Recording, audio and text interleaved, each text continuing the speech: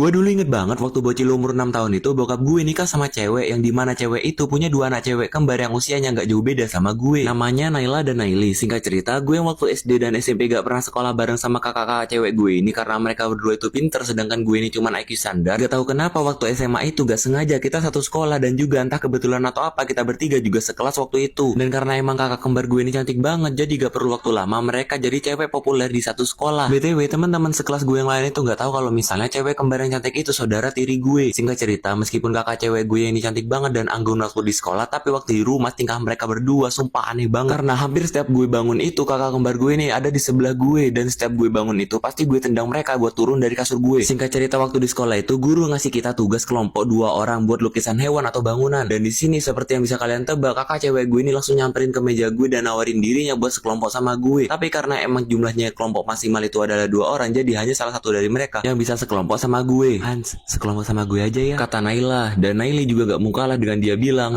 Hans, sekelompok sama gue aja. Nanti lo tugasnya pasti selesai kok dan lo kerjanya dikit juga. Gue ngerasa nggak enak sama teman-teman yang lain karena dua cewek kembar yang hampir disukai sama anak cowok sekelas itu rebutan sekelompok sama gue. Akhirnya mutusin buat sekelompok sama temen cowok sebangku gue aja. Karena jujur gue main aman aja karena kalau misalnya gue pilih salah satu dari mereka berdua pasti yang lainnya bakalan ngambek. Singkat cerita kakak-kakak gue ini cabut dari meja gue sambil masang muka yang kayak cemberut gitu. Gue dalam hati ya bodo amat karena kalau misalnya gue sampai sekelompok sama mereka berdua sekaligus pastinya hampir semua cowok sekelas bakalan sinis ke gue. Dan waktu pulang sekolah itu gue gak sengaja ngeliat kalau misalnya Naila dan Naili ini lagi ditembak sama cowok kakak yang mereka berdua itu bisa dibilang ganteng banget. Tapi di sini kagetnya gue waktu itu kakak kembar gue ini nolak mereka dan sekilas gue ngedenger kalau misalnya Naila dan Naili ini udah suka sama cowok lain. Dan di sini karena jadwal ekstra pramuka gue udah mau dimulai, akhirnya gue gak sempat ngedenger nama cowok yang kakak kembar gue ini suka. Singkat cerita waktu gue udah pulang ke rumah agak malaman habis ekstra pramuka itu, baru aja masuk ke rumah kakak gue ini langsung narik tangan gue ke kamar dan ngunci kamarnya dan ngomelin gue habis-habisan karena pulangnya kemalaman banget. Gue sebenarnya nggak tahu kenapa mereka berdua gitu ke gua karena gue ini orangnya bodo amatan dan suka ngegame. Ngomong-ngomong soal ngegame itu, keesokan paginya waktu gue lagi di kelas main Mobile Legend, waktu istirahat kakak kembar gue ini nyamperin gue dan ngajak gue mabar ML. Gue yang nggak tahu kalau misalnya kakak-kakak gue ini main ML, akhirnya nanya ke mereka, emang pangkat lo berdua apa? Mereka dengan muka agak songong spontan bilang kalau misalnya mereka itu udah epic